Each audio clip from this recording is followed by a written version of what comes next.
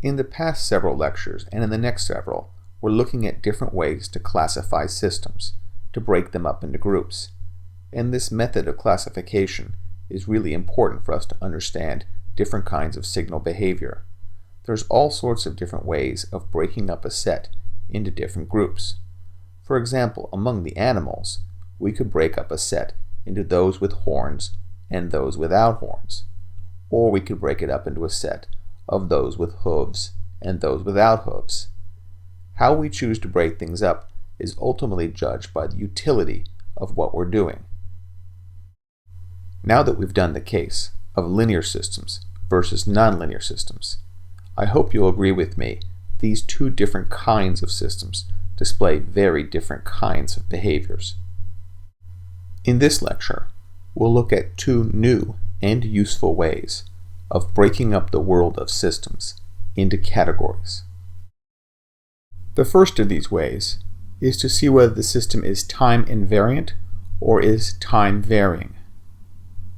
Every system will be one or the other. A time-invariant system is a system that responds to an input in exactly the same way, no matter when the input occurs. This is represented in the figure on this slide. We conduct the same experiment, once at 1:28 p.m. and once 2 hours later.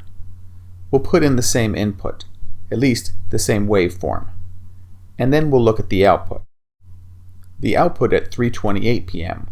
will look just like the one 2 hours before, except that it will have been delayed by 2 hours because the input was delayed by 2 hours. The system behaves exactly the same way in response to the input. If a system is not time-invariant, it must be time-varying. A time-varying system responds differently depending upon when the input is applied. The behavior of a time-varying system is illustrated on this page. Again, we conduct two experiments, putting the same input in, once at 1:28 p.m. and once 2 hours later. The response 2 hours later looks very different from a delayed version of the previous response. The input was exactly the same, but the system behaved completely differently. Here's another way of looking at time-invariant systems. Imagine conducting the following tests. We take an input x of t and we put it into a system. We get its output y of t, and then we delay that output to make y1. Now we do another test. We take the same input as before, and we delay it to form x of t minus cap t. We then take that and put it into our system, and get the output, which we can call y2. If y1 is equal to y2, then the system is time-invariant.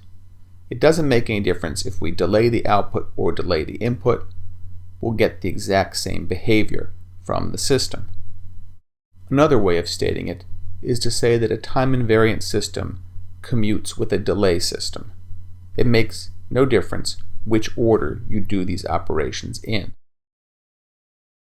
Time-invariant systems are given the abbreviation TI, and time-varying systems are given the abbreviation TV.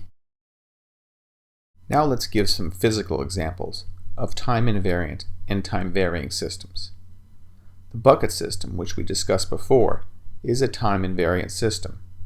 If we add water with a certain flow rate, the water will rise in the bucket in exactly the same way, whether I do the experiment now or at midnight. Now consider the anti-aircraft missile system. This is a time-varying system. The input is the deflections of the fins, and the output is the rotation of the nose. This system responds differently at different points in the missile's flight. This occurs for two reasons. First, as the missile climbs in altitude, the density of the air will change, and when the density of air changes, that changes the effectiveness of the fins in exerting a torque upon the missile. The second reason why this system is time-varying is because as the missile flies, it uses up fuel, and the center of mass of the missile changes. The changing center of mass changes the dynamics of the system. Now let's consider how to distinguish a time-invariant system from a time-varying system just by looking at the equations. Students often tell me that they have problems telling whether a system is time-invariant or not. So I try to develop some rules to help you figure this out. I think these rules will work in all cases, but I'm not sure. So here are my rules. A system is time-varying if it contains one of the following three kinds of terms. First, any time scaling or time reversal terms.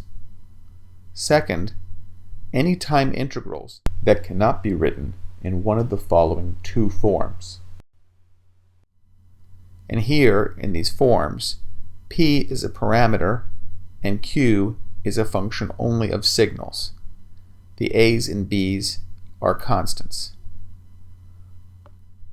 Or if a system contains time-dependent parameters that are not part of integrals as specified in 2. The trickiest part of all this are the integral terms. Let's now do some example problems in order to show you how to use these rules. So the question is it time varying or is it time invariant? So the first system we'll consider is y dot plus sine t y of t equals x of t. Is it time invariant or is it time varying? It is time varying because of the sine t term. This is a parameter multiplying a signal, so it's one of the terms we're not allowed to have. In our list of 3 things we're not allowed to have in a time invariant system, this is number 3. Alright, let's try another one. The system is y of t equals the integral from -3 to t of x of tau d tau. Is it time invariant or is it time varying?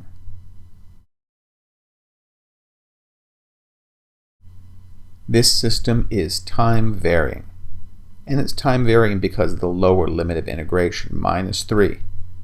Our limit of integration here must either be minus infinity or t plus a, where a is a constant. So this integral does not have one of the allowable forms for a time invariant system. Let's try one more example. And this one is y of t equals the integral from t minus 3 to t of e to the t minus tau x of tau d tau. Is this system time varying or is it time invariant?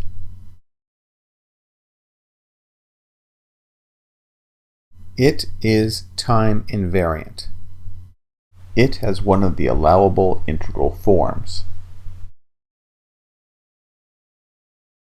Let's take a look at another system and ask the question whether it's time invariant or time varying.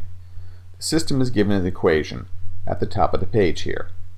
And because this is an integral equation, I've repeated the rule number 2, having to do with time integrals. So we're going to compare the integral at the top of the page to the forms that are given in rule number 2. The integral conditions can be in either of 2 forms. In the first form, the signal, q, is a function of the argument t minus tau. And in the second form, the signal, q, is a function of tau. If we look at the example at the top of the page, we'll see the signal x is a function of tau. So if this system is time invariant, it has to be of the form given by the second integral. Now when we compare that second integral, we see capital U must be t, and capital L must be minus infinity. Those limits are allowed according to the rule, since L can be minus infinity, and capital U can be t plus b, where b can be any constant. In this case, b is equal to 0. So far, the integral looks as if it's in the proper form to be time invariant. So assuming our system can be written in the second form, we'll now look at what p and q must be. Since x is a function of tau in the integral, this must correspond to our q of tau component. That means that all the things that are functions of t minus tau must make up the time-varying parameter. So t minus tau squared u of t minus tau must be our function p of t minus tau. Note this is not a signal. How do we know that this term is a parameter and not a signal? The way we can know this is by seeing whether it depends upon the input. If it doesn't depend upon the input, it must be a parameter, a time-varying parameter. System signals are changed by the input. On this page, I give several examples of time-invariant and time-varying systems. And you'll notice for each of the time-invariant examples on the left, there's a corresponding example on the right which looks very similar. It would be a good exercise for you to go through these examples and make sure you understand why the ones on the left are time-invariant and the ones on the right are time-varying. I hope you're now seeing how to use the rules. So here are some exercises. 5 problems to test whether you understand how to categorize an equation into either a time-invariant or a time-varying system. In just a moment, I'll give you the answers to these 5 problems, but you might want to stop the video right now and try them out. See if you understand how to apply the rules. The answers will come after this short musical interlude.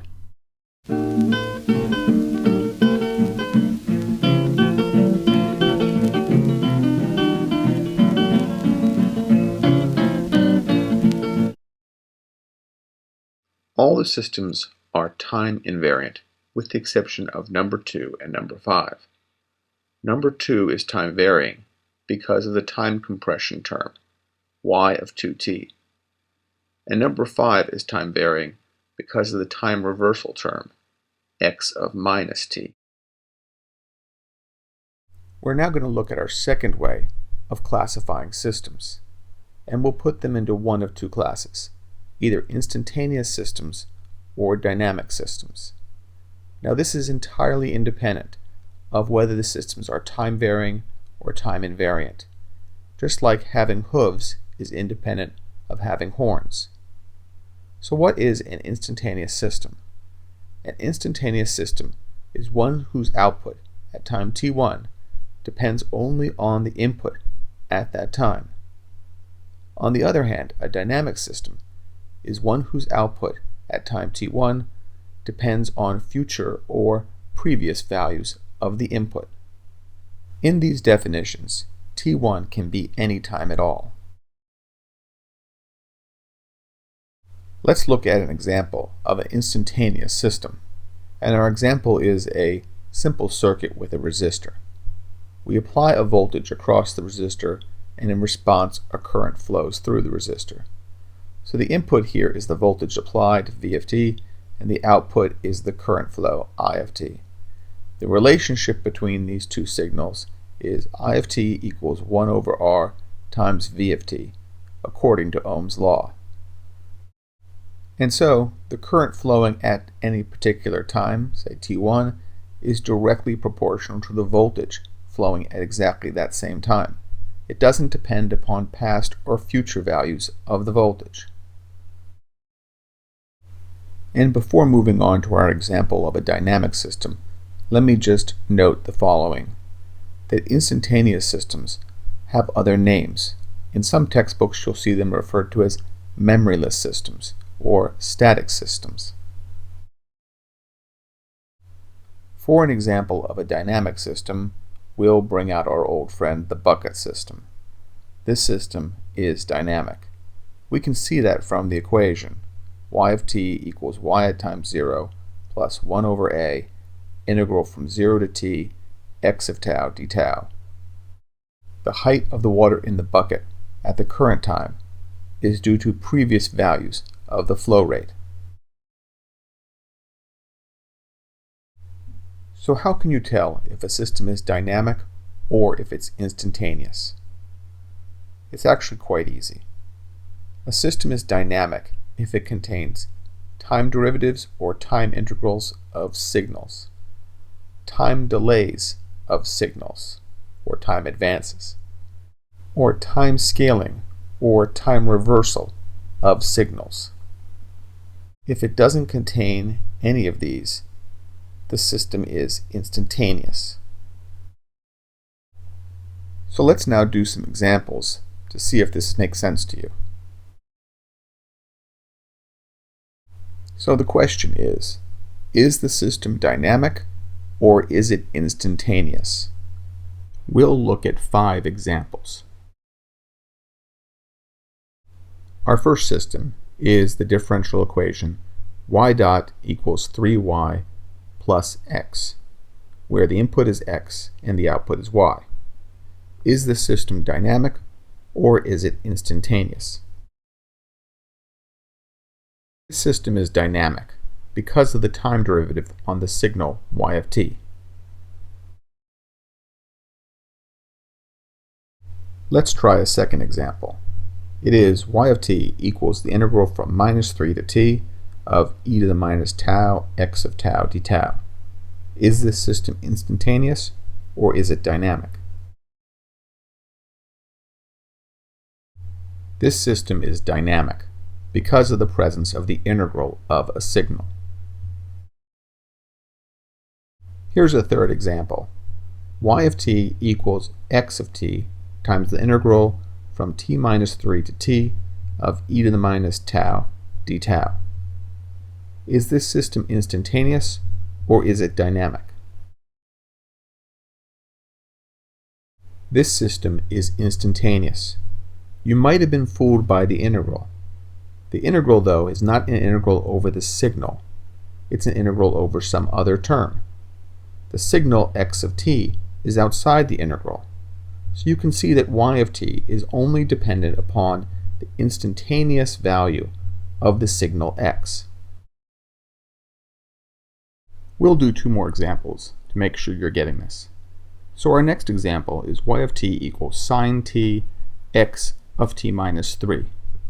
Is this dynamic or is it instantaneous? This system is dynamic, even though it doesn't have a derivative or integral in it. It's dynamic because it has the time delay term, x of t minus 3. So the output y at sometime 5 is dependent upon x at time 5 minus 3, or at 2 seconds. So you can see that the output is dependent upon a value of the input at a time other than the present time. So now our last example. Y of t equals x of 2t. Is this system instantaneous or is it dynamic? You probably figured this one out pretty easily. Obviously, y is dependent upon an input from a different time. For example, y at time t equals 10 is dependent upon x at time 20. Therefore, this system is dynamic. On this page, I've attempted to illustrate the different sets: time-invariant versus time-varying, and dynamic versus instantaneous. The set of time-invariant systems is denoted in the red, and the set of dynamic systems is denoted in the blue. You can see that the sets overlap, and one does not contain another. I've given examples of systems that are in each of the following categories: time-invariant and instantaneous, time-invariant and dynamic, time-varying and instantaneous, and time-varying and dynamic. You should be able to verify that each one of these systems is in the category that I specified. Another test you might give yourself is to look at these equations and ask whether they're linear or nonlinear. You might want to turn the video off here and see if you can determine it.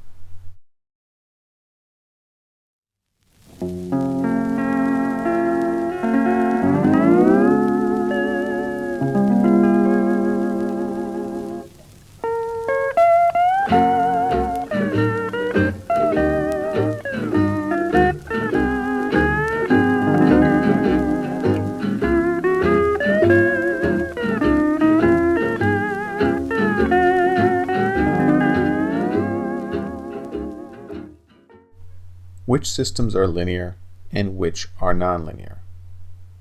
All of these systems are linear. So we've now investigated 3 ways to classify systems. We can classify systems as linear or nonlinear. We can classify them as dynamic or instantaneous.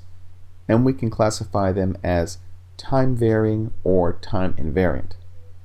In our next lecture, we'll look at a further way of classifying systems, that is, as causal or non-causal. Now, you've already encountered a bit of that material before because we looked at the causal and the non-causal moving average system. After causal and non-causal, we still have one more important classification left, and that is between stable and unstable systems.